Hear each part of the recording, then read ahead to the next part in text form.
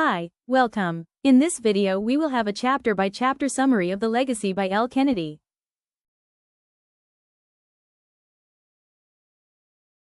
This is the last book of the Off-Campus series.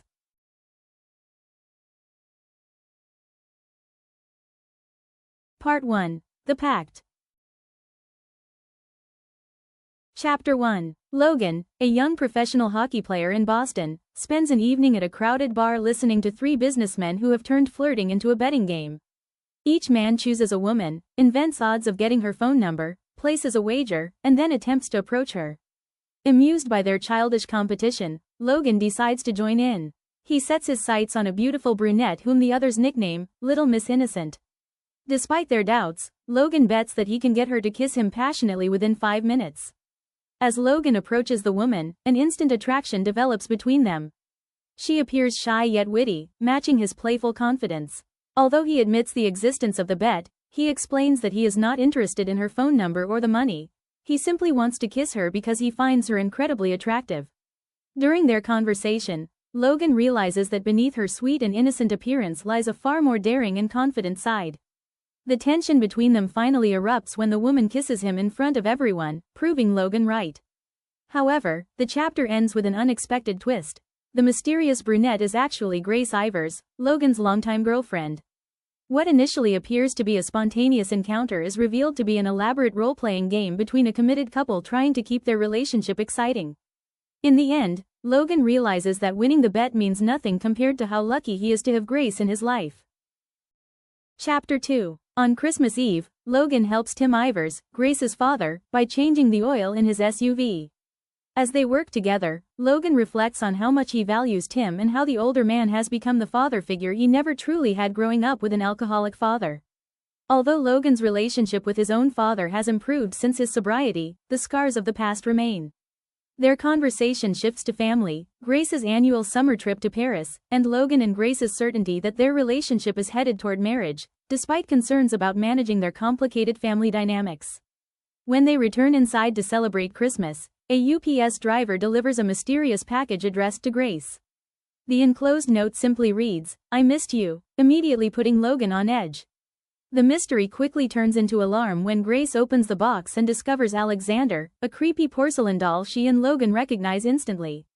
Grace panics and demands that Logan get rid of it, convinced that the doll is haunted, while Tim becomes fascinated by its craftsmanship and antique value, unable to understand why they are so disturbed. Logan then reveals Alexander's bizarre history. The doll was originally purchased by Dean at an auction because it was rumored to be possessed by the spirit of a boy named Willie, who died during the gold rush while clutching it. Over time, Alexander has become an ongoing prank among Logan and his friends Garrett, Dean, Tucker, Allie, and Sabrina, who secretly mail the doll to one another to cause maximum terror.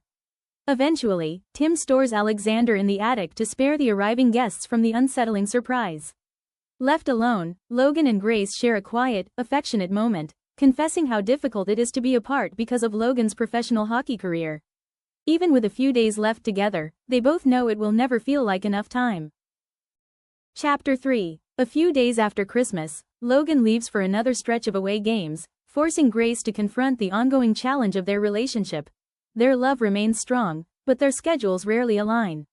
While Logan travels constantly as a professional hockey player, Grace juggles her final year at Briar University, her responsibilities as manager of the campus radio and television station, and the life they have built together in a home located halfway between Hastings and Boston. Although they are both excited for Grace to graduate in May and hopefully make things easier, she begins to worry about how their future careers might continue to complicate their relationship. At work, Grace deals with the daily chaos of managing strong personalities, including mediating a ridiculous conflict between radio hosts Pace Dawson and Evelyn after Pace stops wearing deodorant to protest plastic pollution. Later, during brunch with her former roommate Daisy, Grace confesses that she and Logan are not fighting and are still very much in love, but the constant separation and lack of quality time are taking an emotional toll. Daisy even suggests that they should consider getting married sooner rather than later, arguing that a deeper commitment might help them navigate this difficult period. Grace doesn't dismiss the idea, knowing that she absolutely wants a future with Logan.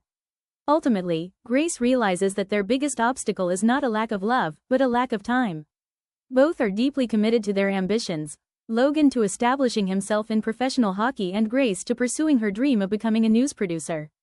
Although they stay connected through frequent texts and Logan always lets her know when he arrives safely at each destination, the distance remains painful. After an exhausting day and promising to stay awake for Logan's post-game call, Grace falls asleep before he reaches out, highlighting the quiet heartbreak of two people who love each other deeply but struggle to fit their relationship into the demands of everyday life. Chapter 4. While traveling with his team on the West Coast, Logan tries to stay connected with Grace through text messages. After a game and a press conference that he feels went reasonably well, he briefly chats with her, but the time difference once again gets in the way. Exhausted from her busy schedule, Grace falls asleep before they can properly talk. Her silence reminds Logan how much he misses her and how difficult it has become to maintain emotional closeness while their demanding lives keep pulling them in different directions. Looking for company, Logan meets his teammate and close friend Garrett Graham at the hotel bar.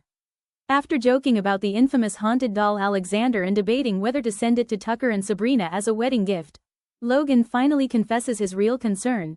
He is afraid that Grace might eventually leave him. Although there are no arguments, betrayals, or major conflicts between them, he feels the growing strain caused by constant separation.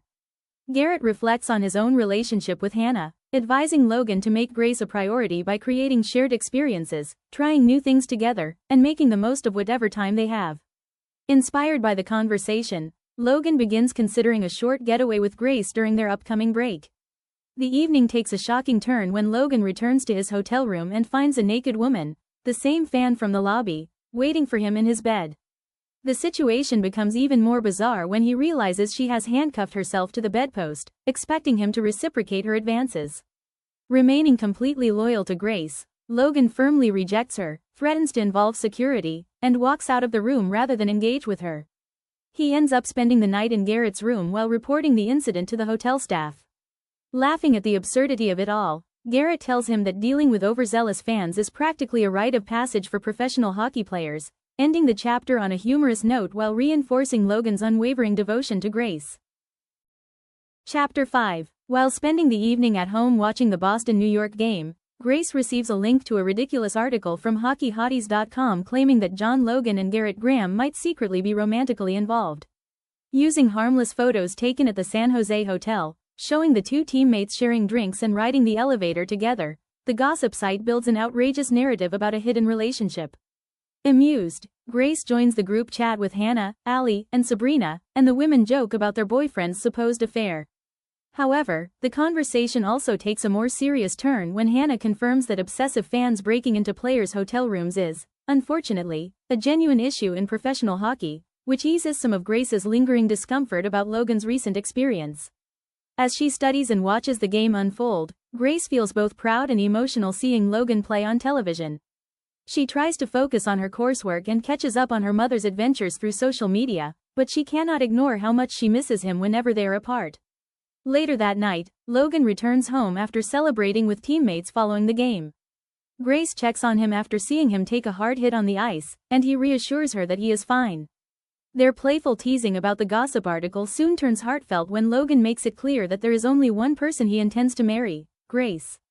The two reaffirm that they are each other's forever, discussing marriage once again and agreeing that eloping would likely spare them unnecessary family drama.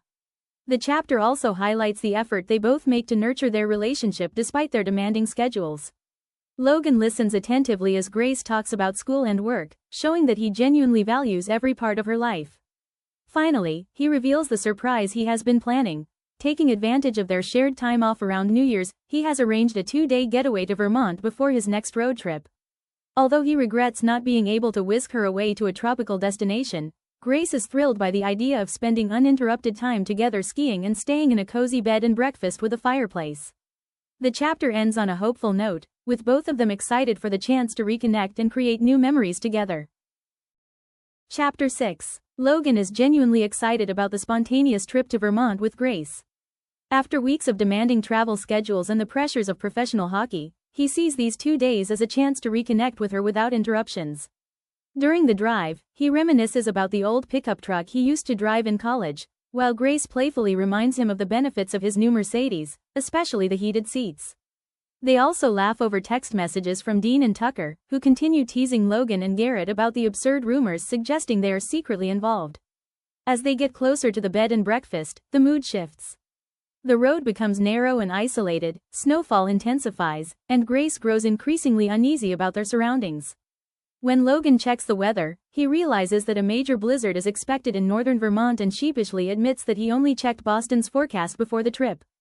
Although they briefly consider turning back, they decide to keep going carefully, believing they can still reach their destination before the storm worsens. The situation quickly deteriorates. Snow accumulates on the road, visibility drops, and even the Mercedes struggles to maintain traction despite its winter tires.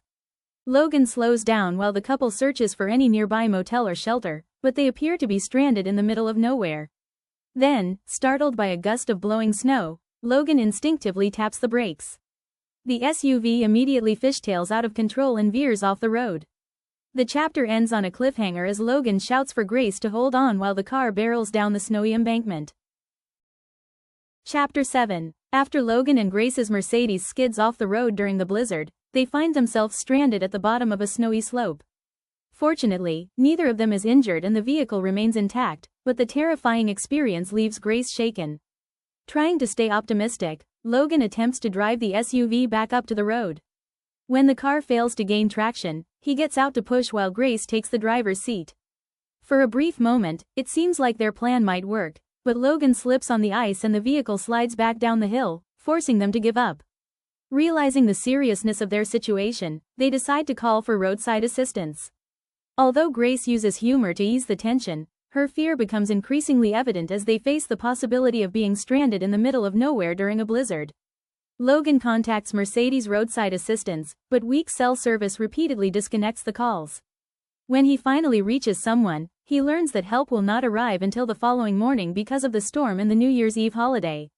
Exhausted and frustrated, Logan struggles to keep his composure as the couple comes to terms with being trapped in dangerous conditions with no immediate rescue in sight. Chapter 8. Roadside assistance manages to shorten the wait to 6 hours, meaning Logan and Grace will spend New Year's Eve stranded inside the Mercedes. To conserve fuel, Logan periodically turns off the heat and retrieves supplies from the emergency kit, including a blanket and the bottle of champagne he had packed for their romantic getaway. As they cuddle to stay warm, they talk about their lives and remember how their relationship began when Logan accidentally knocked on Grace's dorm room door years earlier. The isolation and vulnerability of the situation deepen their emotional connection. Logan admits that Grace makes him feel everything: happiness, desire, excitement, and even safety, feelings he usually struggles to express. Together, they find comfort in their love and companionship, reminding each other that no matter how frightening the storm becomes, they are facing it side by side. Chapter 9. Still trapped in the car, Logan and Grace celebrate the new year together. Logan enthusiastically leads the countdown, they share a kiss at midnight, and toast with the champagne he brought for the trip. As the tow truck remains nowhere in sight, they pass the time by sharing childhood stories and reflecting on their families and the journey of their relationship. Grace realizes how deeply she has loved Logan since the day they met, while Logan continues to reassure her with his optimism and humor. As the delay stretches on, Grace's anxiety intensifies. She copes by joking about freezing to death and proposing a ridiculous survival pact involving cannibalism if one of them dies first. Logan firmly refuses, insisting he would rather stay together than consider such an idea. Even after they run out of gas, they comfort each other and admit how much they miss simply being together amid Logan's demanding hockey career. Finally, at 5:13 a.m., they hear a horn outside. The long-awaited assistance has arrived, bringing an end to their exhausting night trapped in the blizzard. Chapter 10. After finally being rescued, Logan and Grace stop at a gas station to refuel and notify the bed and breakfast owners that they're still on their way. Exhausted, sore, and sleep-deprived after spending the night trapped in the blizzard, Logan realizes that despite everything, it became one of the best nights of his life. While Grace insists they almost died, Logan chooses to remember it as an unforgettable adventure that brought them even closer together. During the drive, Logan proposes a new pact, inspired by both their experience and advice he received from Garrett. Instead of their joking cannibalism agreement, he suggests that they always prioritize their relationship. No matter how demanding hockey, school, or work become, they will make time for each other. If distance or busy schedules begin to hurt their relationship, they'll intentionally create opportunities to reconnect through shared adventures. Touched by his sincerity, Grace immediately agrees. They eventually arrive at the charming bed and breakfast, where they're warmly welcomed by Amanda and her husband, Pastor Steve, who greet them with hot tea and relief that they survived the storm safely. When Logan learns that Steve is a pastor and remembers the promise he and Grace just made to each other, an unexpected thought crosses his mind. Smiling, he asks Pastor Steve if he performs weddings. Part 2. The Proposition.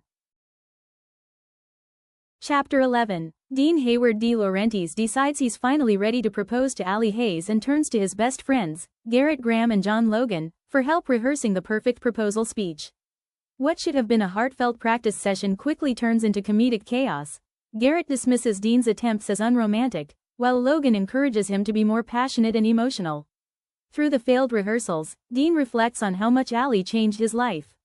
Before meeting her, he avoided serious relationships and was expected to follow his family's path into Harvard Law, but after nearly 4 years together, he knows she's the woman he wants to marry, have children with, and grow old beside. During their conversation, Logan brings up the blizzard he and Grace survived and the bizarre survival pact Grace suggested involving cannibalism if they were stranded long enough. The story provides endless entertainment for the group, but it also prompts Logan to confess that he couldn't imagine living without Grace and would rather die than lose her. Garrett points out that this kind of genuine vulnerability is exactly what Dean should express when proposing to Allie. Even with their advice, Dean remains uncertain about how to ask the big question and briefly considers proposing during Tucker and Sabrina's wedding. Garrett and Logan immediately shut down the idea, warning him not to steal the couple's spotlight. As they share beers, the friends reflect on how much their lives have changed. Tucker is getting married and raising his daughter Jamie, Garrett and Hannah have built a future together, Logan and Grace are stronger than ever, and Dean is preparing to take the next step with Allie. Excited about the surprise he has planned for Tucker and eager for Allie's arrival, Dean looks forward to the wedding weekend ahead. Chapter 12. Allie finishes another day filming The Delaney's, the hit television series she has starred in for the past 3 years and which is now coming to an end. Her co-star Trevor invites her out for drinks with the cast, but she declines because she is heading to Boston for Tucker and Sabrina's wedding with Dean. Although she feels emotional about saying goodbye to Bianca Delaney and the cast she considers family, she is also excited about embracing new opportunities and challenges in her acting career. While talking with Trevor, Allie reflects on her relationship with Dean Hayward De Laurentiis. She never expected to fall in love with a former hockey player turned coach, yet she recognizes that Dean is far more than the handsome jock others assume him to be. She thinks about how caring, funny, and supportive he is, as well as the incredible chemistry they share. Trevor also hopes Dean will attend the show's wrap party, where several cast members have become fond of him. After changing out of costume and removing her makeup, Allie heads to Teterboro Airport in a town car to catch the Hayward De Laurentiis family's private jet to Boston. Still amazed by the luxury that comes with being part of Dean's world, she chats with her driver and exchanges excited texts with her best friend, Hannah Wells, whom she cannot wait to see. Finally, she messages Dean to let him know she's on her way. His reply perfectly captures who he is. He tells her to travel safely before adding that he can't wait to have sex with her, leaving Allie smiling because she has grown to love his unapologetic honesty. Chapter 13. Allie arrives in Boston around 9 o'clock and is warmly welcomed by Hannah, Garrett, and Dean. As Garrett cooks omelets and everyone catches up in the kitchen, Dean is hit with a wave of nostalgia for their Briar University days. He realizes how much he misses seeing his friends regularly and remembers that their last reunion had been months earlier. During dinner, Hannah shares exciting news with Allie. She will spend the summer producing music with an up-and-coming rapper after the success of a song she recently co-wrote and co-produced. After being apart for several days, Dean can barely hide how much he missed Allie. The engagement ring hidden in his belongings has him especially excited, and imagining it on Allie's finger fills him with anticipation. Once they finally have privacy in the guest room, their reunion reminds Dean of the depth of their connection and how completely Allie has become the center of his world. He reflects that ever since falling in love with her, he has never truly wanted anyone else. Later, as Dean gets ready for Tucker's bachelor gathering and Allie prepares for bed, they discuss the plans for the next day. Allie explains that Sabrina's bachelorette celebration will be a cozy tea party inspired by Jamie, Tucker and Sabrina's daughter, who recently became obsessed with Alice in Wonderland. Between playful jokes about strippers, parenthood, and Tucker's eagerness for everyone to start families, they agree that children are not in their immediate plans. Still, Dean keeps one important secret to himself. As soon as wedding weekend is over and they return to New York, he intends to propose to Allie and finally ask her to marry him. Chapter 14. Dean, Garrett, Logan, and Tucker ride in a limousine on the way to Tucker's surprise bachelor party. During the trip, Tucker brings up Dean's plan to propose to Allie at the wedding. Although he initially pretends to support the idea, Tucker uses increasingly outrageous and dark humor to show Dean exactly why it would be a terrible decision, threatening to overshadow every important milestone in Dean's future if he steals Sabrina's spotlight. Through laughter and exaggerated threats, Dean finally accepts that he needs to find another time to propose to Allie. When they arrive, the group blindfolds Tucker and leads him into the locker rooms at TD Garden. There, he discovers that Dean, Garrett, and Logan have reunited more than 30 former Briar teammates to celebrate with him before his wedding. Overwhelmed with joy, Tucker greets each friend individually and is touched to find custom jerseys, designed by Summer, waiting in the lockers.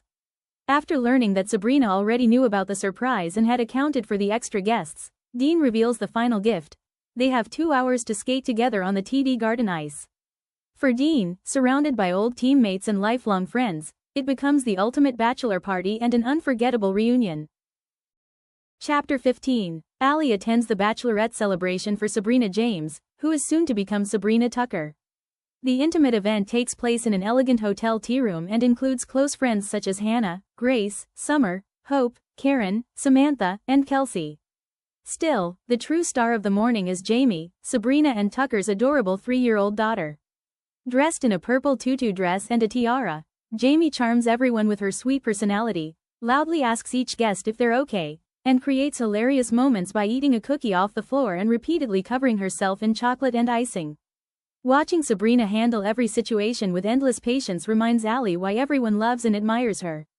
As the conversation shifts to marriage and family, Summer reveals that she dreams of marrying Fitz young and having several children, while Sabrina admits that neither motherhood nor marriage originally fit into her plans.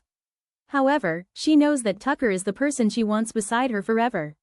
When the group asks whether she would marry Dean if he proposed now, Allie explains that although she considers Dean her endgame, she isn't ready for what marriage represents to her.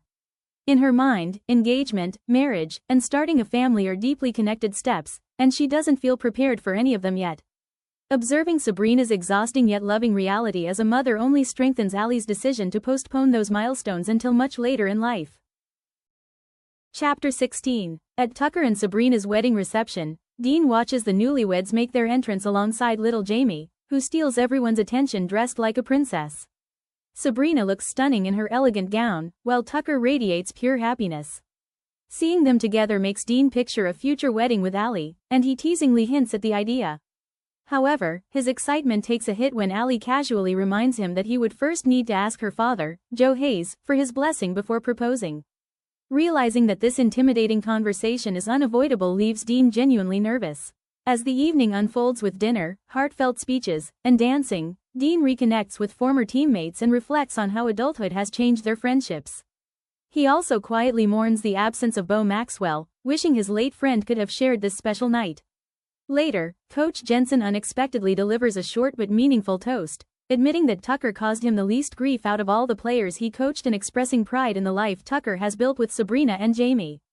The emotional atmosphere quickly shifts into comedy when the former players begin debating Coach's sex life, only for Iris, Coach's girlfriend, to overhear them and reveal with perfect timing that Coach definitely fucks, ending the night with one of its funniest moments. Chapter 17. Allie checks on Sabrina, who confesses that despite looking stunning, she hates being the center of attention.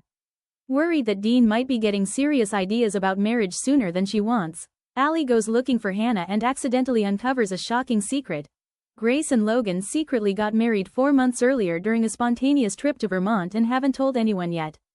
Before Allie can recover from that revelation, Hannah emerges from the restroom after getting sick and admits that she is 3 weeks late and fears she may be pregnant. Both Grace and Hannah make Allie promise not to tell anyone until they're ready. Overwhelmed by having to keep 2 life-changing secrets from everyone, including Dean, Allie realizes that keeping such huge news to herself is her worst nightmare.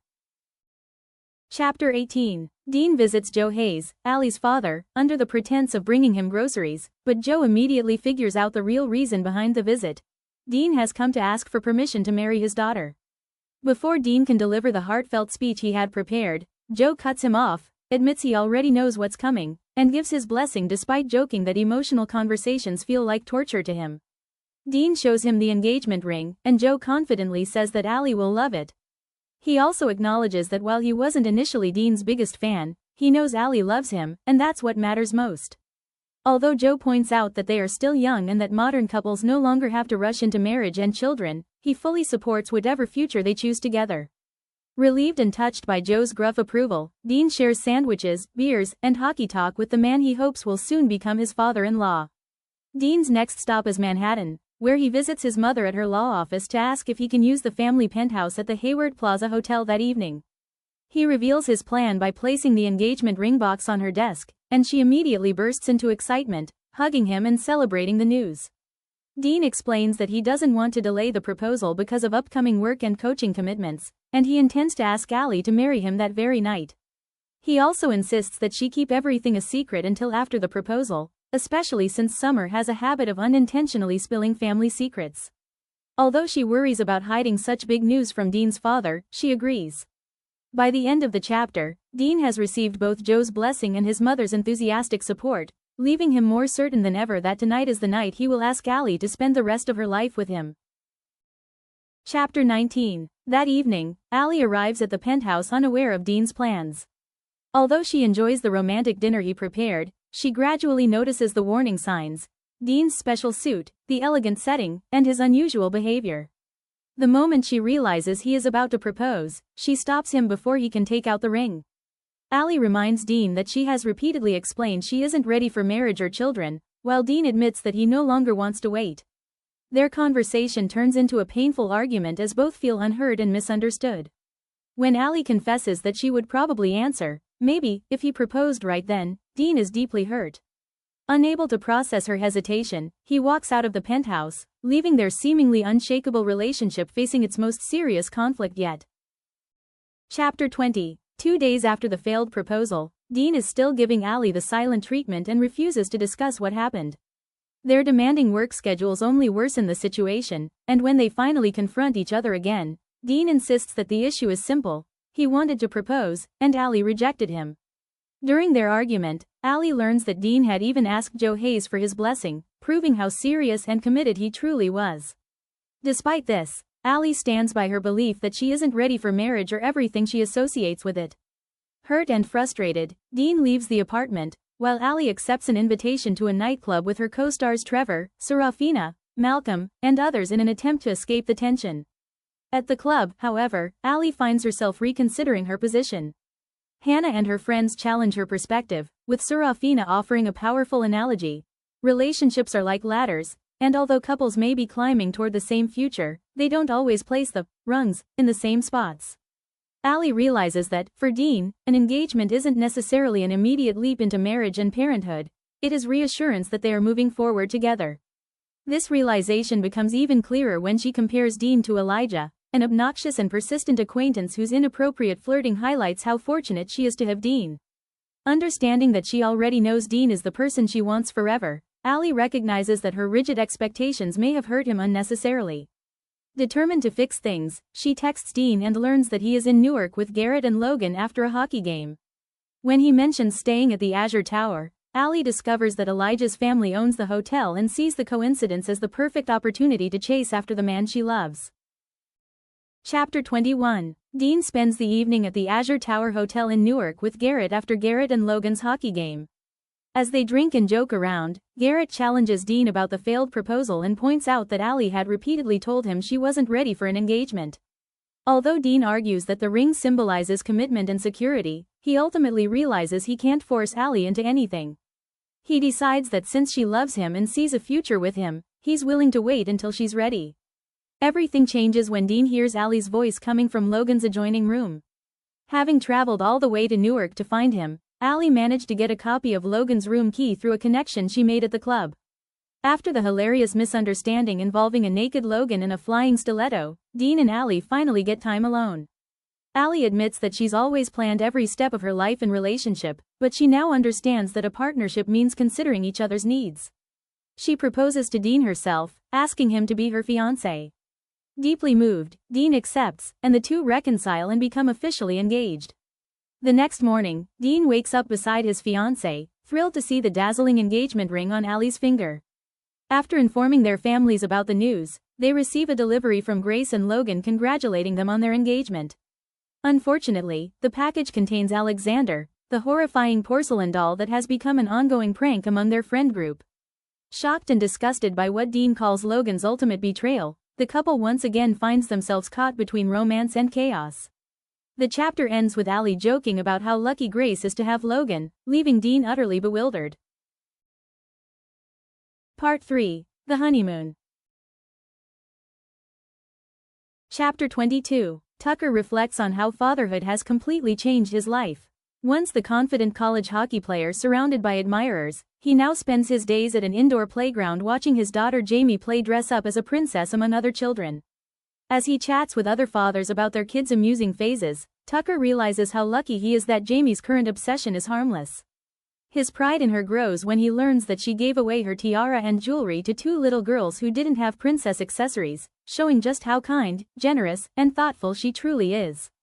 When Tucker returns home, he finds Sabrina anxiously preparing Gail to care for Jamie during the couple's long-overdue 10-day honeymoon in St. Barth's. Sabrina has covered every detail of Jamie's routine and begins doubting whether leaving is the right decision. Tucker gently reassures her that they both deserve this break after years of balancing parenthood, work, and law school. He reminds Sabrina that the trip is a chance to reconnect as husband and wife, enjoy uninterrupted time together, and focus on their relationship while trusting that Jamie will be safe and loved with her grandmother.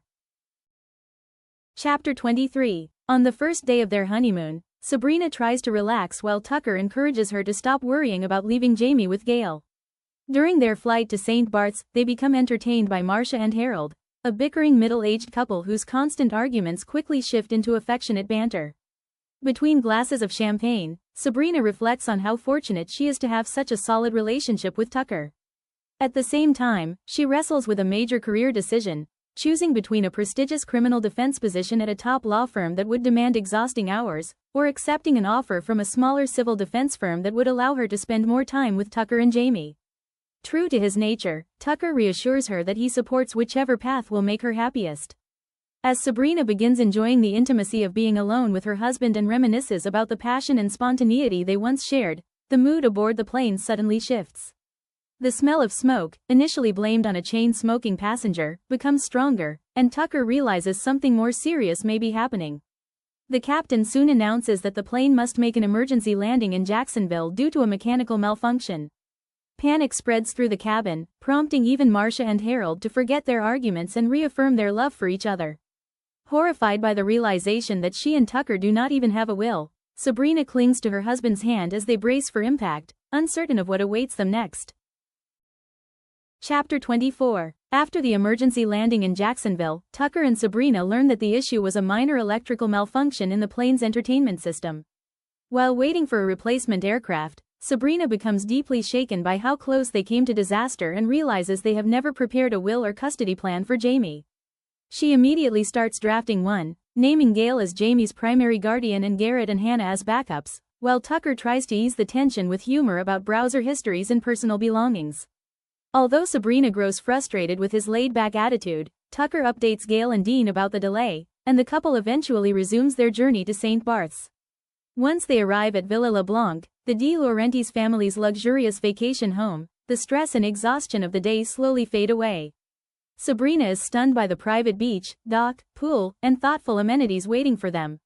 Settling into their honeymoon retreat, both acknowledge how much they needed this uninterrupted time together after years of balancing parenthood and responsibilities. They reconnect emotionally and physically, rediscovering the closeness they had been missing and reaffirming the strength of their marriage. Before falling asleep, Sabrina remarks that they now have quite the honeymoon story to tell, while Tucker reassures her that tomorrow has to be better. Chapter 25. Sabrina wakes up determined to finally enjoy their honeymoon and put the trauma of the emergency landing behind them. As a peace offering to Tucker, she surprises him with an intimate wake-up call that quickly turns into a passionate morning together. Tucker eagerly returns the favor, and the newlyweds end up skinny dipping in their private plunge pool, savoring the uninterrupted intimacy they have missed since becoming parents to Jamie. Their peaceful mood is shattered when they discover Alexander, the creepy porcelain doll, sitting on the kitchen counter beside the fresh fruit. The housekeeper, Issa, explains that Dean sent it as a wedding gift. Outraged, Sabrina calls Dean and declares that the long-running Alexander prank ends today. She and Tucker carry the doll to the beach and throw it into the Caribbean Sea, determined to be rid of it forever. Later, after video chatting with Jamie and Gail, they relax by the ocean until Tucker is stung by a jellyfish. Sabrina panics and even asks a stranger named Bruce to urinate on Tucker's leg, convinced it will help. Before Bruce can follow through, another neighbor, Kevin, explains that the urine remedy is a myth and recommends proper treatment instead. Though Tucker is appalled by how far Sabrina was willing to go, she insists that her desperation came from love and her determination to take care of him. Chapter 26. On the third day of the honeymoon, Sabrina is still shaken by Tucker's jellyfish sting and officially declares the ocean her enemy, refusing to go back into the water. While relaxing on the beach, she receives a message from Grace in the girls' group chat warning them about a post on a hockey gossip blog. To Sabrina's shock, she learns that Grace and Logan secretly got married during a New Year's trip to Vermont and have been hiding the marriage for months, even from their closest friends. Although furious that she found out through the internet, Sabrina quickly shifts to happiness for the couple and demands every detail about their spontaneous elopement. The bigger surprise arrives when Allie, true to her inability to keep secrets, accidentally blurts out that Hannah is pregnant. Hannah confirms that the pregnancy test was positive and reveals that she has not even told Garrett yet, begging the others not to say anything. Remembering her own experience with an unexpected pregnancy, Sabrina immediately understands Hannah's need for time, privacy, and space to process her emotions before facing everyone else's reactions. Even though she rarely keeps secrets from Tucker, she chooses to honor Hannah's trust, believing that Garrett deserves to hear such life-changing news directly from the woman he loves. Chapter 27. During dinner with Kevin and Bruce, Sabrina and Tucker recount the chaotic events of their honeymoon, including the emergency landing, Sabrina's obsession with drafting a will, and her newfound fear of the ocean after Tucker's jellyfish sting. Bruce's curiosity leads him to ask about their careers and lives. Tucker proudly describes the success of Tucker's bar, but Sabrina is caught off guard when he admits that, despite loving what he has built, he sometimes feels restless and bored because the business now runs smoothly without requiring much of his involvement. At the same time, Sabrina learns that Kevin is a lawyer specializing in wrongful conviction cases, which reignites her enthusiasm for criminal law. Their hosts admire everything Sabrina and Tucker have accomplished at such a young age while raising Jamie. On their walk back to the villa, Sabrina cannot shake her concern over Tucker's confession that he has been feeling unfulfilled for quite some time without telling her. Tucker downplays it, explaining that he did not want to burden her during the stressful final stretch of law school. Choosing to respect his pace, Sabrina lets the matter rest and appreciates the rare chance for them to reconnect as husband and wife rather than solely as parents. Along the moonlit path, Tucker reminds her how beautiful and desirable she is, and their affection quickly deepens into an intimate moment beneath the palm trees. Just as Sabrina is recovering from the overwhelming rush of emotion, she hears an ominous snapping sound overhead. Before she can react, something heavy crashes down onto her head, knocking her unconscious and ending the chapter on a shocking cliffhanger. Chapter 28. After a coconut falls from a tree and knocks Sabrina unconscious, Tucker panics and takes care of her until she wakes up. Even though he secretly finds the absurdity of the situation funny, he worries she may have a concussion, carries her back to the villa, gives her pain medication, and monitors her condition throughout the night. The next morning, Sabrina proves she is alert and remembers important details about her life, despite suffering from a severe headache and a large bump on her head. Together, they joke that their honeymoon has turned into a real-life version of Final Destination, with one disaster after another. Later, Bruce and Kevin invite them on a deep-sea fishing trip. Although Tucker doesn't want to leave Sabrina alone, she insists he go while she rests and FaceTimes Jamie. Tucker ends up having one of the best days of the vacation, enjoying fishing and spending time with their new friends. However, when he returns, he discovers that Sabrina has fallen asleep in the sun and badly sunburned her back. Moments later, Bruce and Kevin call them over after finding an object washed ashore. Once the seaweed is removed, Tucker is horrified to recognize Alexander, the doll they had thrown into the ocean, and Sabrina bursts into tears at the impossible sight. Chapter 29. Sabrina and Tucker wake up suffering from severe sunburns and joke that their honeymoon is cursed, even considering cutting the trip short and returning home. Their conversation soon shifts into something much more serious. Sabrina feels guilty that her career choices may be hurting their relationship, while Tucker finally admits that he has been bored and unfulfilled running his bars for months. He explains that he kept his feelings to himself because he didn't want to burden Sabrina while she was finishing law school, but she becomes upset that he never trusted her enough to be honest. Their argument intensifies when Tucker confesses that he often feels pushed to the bottom of Sabrina's priority list, behind work, school, and family obligations, especially with the demanding job she plans to accept. Sabrina fires back that his constant support without expressing his own needs leaves her unable to understand what he truly wants. Hurt and frustrated, Tucker storms off to town alone in the Jeep. After overhearing the fight from their nearby villa, Kevin and Bruce step in to help. Bruce goes after Tucker while Kevin comforts Sabrina and points out that both of them are acting out of love and concern for each other's happiness. Sabrina even begins reconsidering her career choice to create more balance at home. But just as she starts reflecting on their marriage, Bruce calls with shocking news: Tucker has been arrested. Chapter 30. Sabrina and Kevin rush to the local jail to find out why Tucker has been arrested.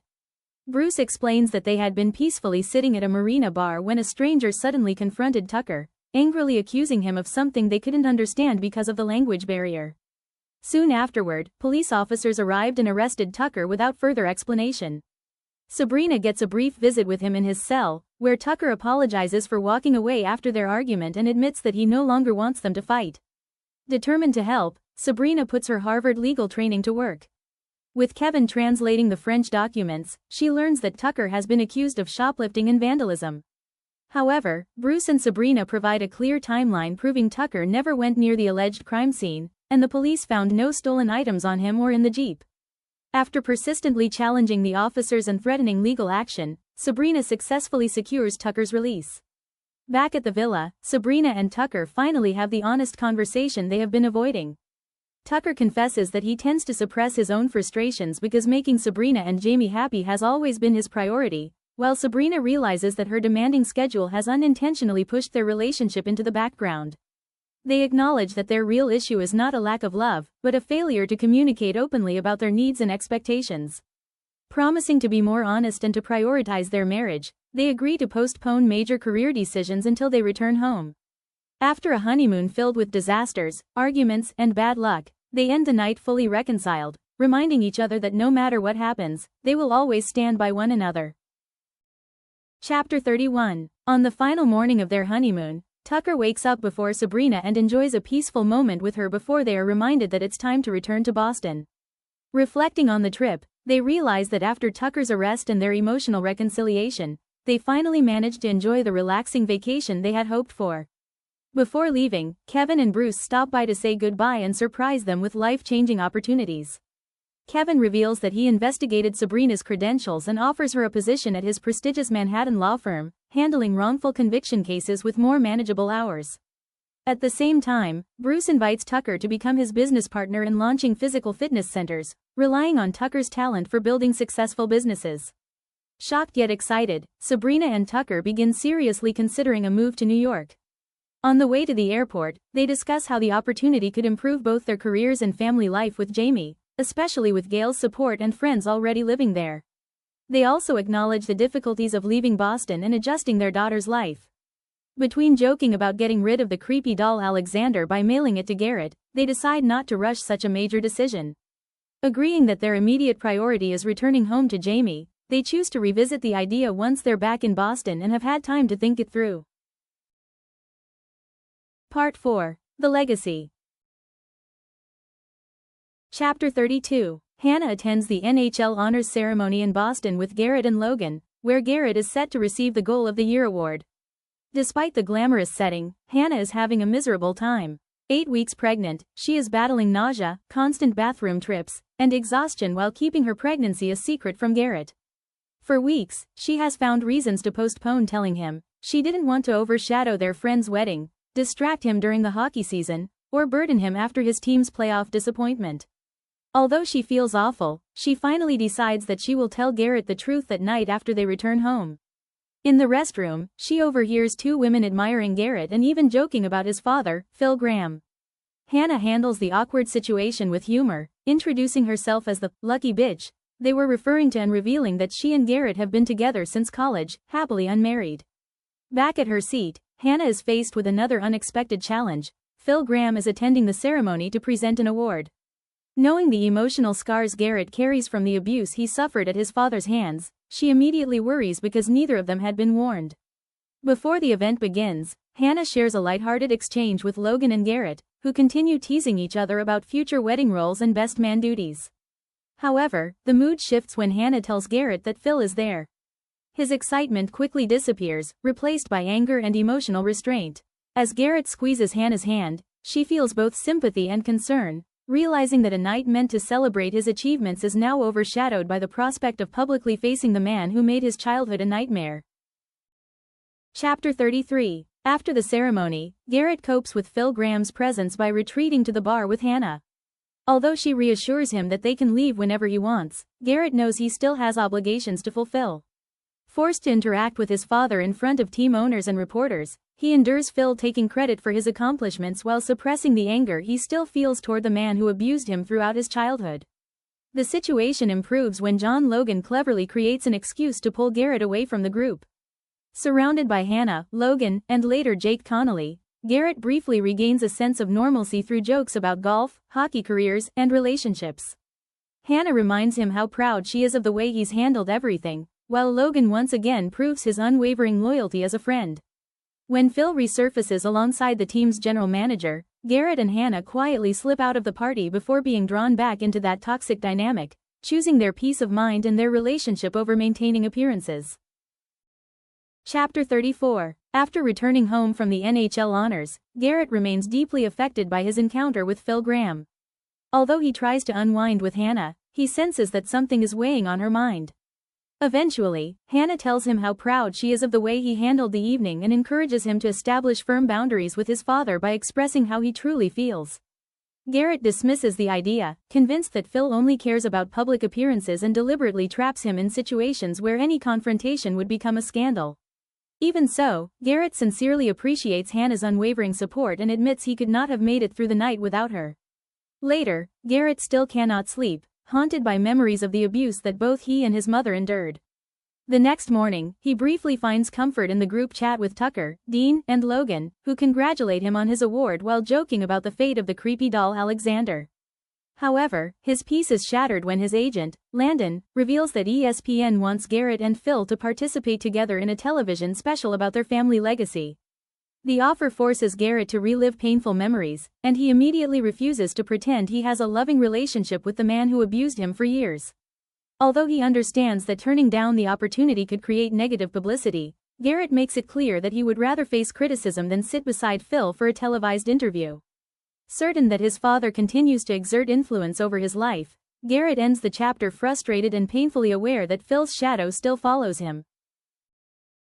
Chapter 35. Hannah spends the day in the recording studio working with young rapper Yves Saint Germain, Apodato, Nice, alongside Gumby, Patch, and his entourage. The session goes smoothly, and Nice once again shows his appreciation by giving Hannah an expensive watch made from recycled ocean plastic. While discussing Garrett Graham's hockey award from the previous night, Hannah is hit by pregnancy symptoms yet again, rushing to the bathroom because of nausea and frequent urination. There, Allie calls and urges her to finally tell Garrett about the pregnancy. Hannah admits that she wants the baby and has always imagined having children, but she's terrified of raising a child mostly on her own due to the demanding lifestyle that comes with being part of a hockey family. She's also deeply afraid of how Garrett will react. Later, Hannah receives exciting news from her agent, Elise. The song she wrote for Delilah has become a major hit, earning her an enormous royalty check and marking an important milestone in her career. However, when she returns home hoping to share both her professional success and her pregnancy news, she finds Garrett angry and upset after learning that Phil Graham may have arranged an ESPN father-son feature about them. Garrett confesses that one of his greatest fears is becoming like his abusive father and damaging his future children the same way Phil damaged him. His vulnerability leaves Hannah shaken, and once again she postpones telling him that she is carrying the child he is so afraid of failing. Chapter 36. Garrett travels to Palm Springs to participate in a charity golf tournament with several teammates, including John Logan, but his peace is shattered when Landon tells him that the producers of The Legacy believe he has already agreed to appear in an interview alongside Phil Graham. Furious, Garrett realizes that his father gave consent on his behalf and understands that refusing now could trigger media scrutiny into their strained relationship. Terrified that reporters might uncover the abuse he endured as a child and reduce his identity to the hockey player abused by his father, Garrett reluctantly agrees to the interview to protect his privacy. He confronts Phil directly, only to be met with manipulation, dismissal, and the familiar insistence that Garrett should be grateful for everything his father supposedly did for him, highlighting the toxic hold Phil still has over his life. The emotional strain follows Garrett throughout the golf tournament, where both he and Logan perform terribly on the course. Later that evening, Garrett returns to his hotel room only to find a naked woman waiting in his bed as a supposed gift. Refusing to engage, he immediately leaves, demands a new room, and jokes about the bizarre situation with Logan. He then texts Hannah to warn her before rumors spread online. Hannah's trust and playful reassurance remind Garrett that despite the turmoil caused by his father, media attention, and the constant intrusion into his personal life, she remains his safe place and the one person who keeps him grounded. Chapter 37. Hannah has to deal with rumors about Garrett's alleged affair after tabloids publish stories about the naked woman found in his hotel room. Even her mother calls from Indiana, worried that Garrett may have cheated, but Hannah reassures her that she trusts him completely and that their relationship remains strong despite the intense media attention surrounding his hockey career. Later, she opens the royalty check for the song she wrote for Delilah and is stunned to discover it is worth $300,000. She immediately begins considering using the money to help her parents pay off their debts and finally escape ransom, the town tied to the trauma her family endured after Hannah's sexual assault as a teenager. When Garrett returns home, Hannah welcomes him with his favorite takeout, and he explains that he agreed to the ESPN interview with Phil because backing out would have sparked unwanted scrutiny. After showing him the check, Garrett genuinely celebrates Hannah's professional success and tells her how proud he is of her hard work. Although she repeatedly thinks this is the perfect opportunity to tell him about her pregnancy, Hannah once again stays silent, unwilling to ruin one of the rare moments of peace and happiness they share. After reconnecting emotionally and physically, she falls asleep in Garrett's arms, promising herself that tomorrow she will finally tell him about the baby. Chapter 38. Hannah decides that today will finally be the day she tells Garrett about the pregnancy, realizing she can no longer hide it as her symptoms become more noticeable. However, her plans are derailed when Garrett wakes up stressed and angry about the upcoming The Legacy interview with ESPN and Phil. As he struggles with choosing a tie, he admits he's worried his father might bring up his late mother on camera. Although Hannah suggests he could still back out, Garrett believes doing so would only trigger more speculation about his relationship with Phil, so he leaves determined to go through with the interview despite his resentment. Left alone, Hannah tries to rest while dealing with painful cramps she assumes are pregnancy-related. Her anxiety spikes when she notices bloodstains on both her underwear and the bedsheets. She first reaches out to Allie, who reassures her that spotting can be normal and encourages her to call Sabrina instead.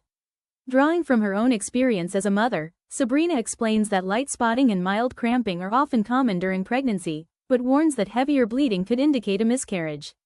Despite these reassurances, Hannah cannot shake her fear and spirals into researching pregnancy blogs and medical journals, increasingly convinced that something might be wrong with her baby. Chapter 39. Garrett endures the filming of The Legacy with mounting frustration as he sits beside Phil while interviewer Brian Farber tries to uncover heartwarming childhood memories and stories about his father's influence. Instead, every question forces Garrett to relive the emotional and physical abuse he endured growing up, being pushed into brutal training sessions as a child, facing harsh punishments, and living in constant fear of Phil's violence.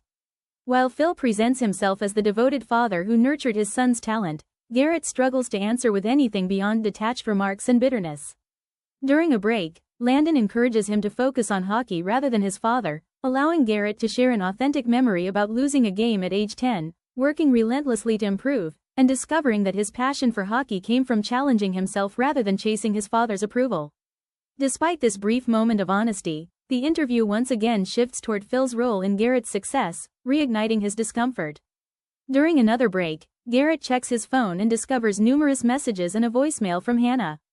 In the message, Hannah finally tells him the secret she has been struggling to reveal for weeks: she is pregnant.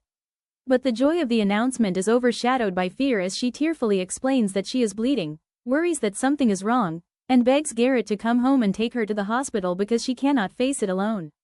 Shocked and terrified, Garrett immediately abandons the interview, throws aside his equipment, and announces that he has to leave because a real emergency has just changed everything. Chapter 40. Hannah and Garrett drive to the hospital while she experiences bleeding and pain. Tension escalates as Garrett is frightened and angry that he wasn't told about the pregnancy earlier. They argue intensely during the drive, each blaming the other for the lack of communication. Still, Garrett ultimately focuses on getting her to the hospital safely. At the hospital, doctors perform an internal ultrasound and confirm Hannah is about 10 weeks pregnant. The bleeding is likely due to recent sexual activity and shows no signs of serious complications. They hear the baby's heartbeat for the first time, leaving both emotionally shaken.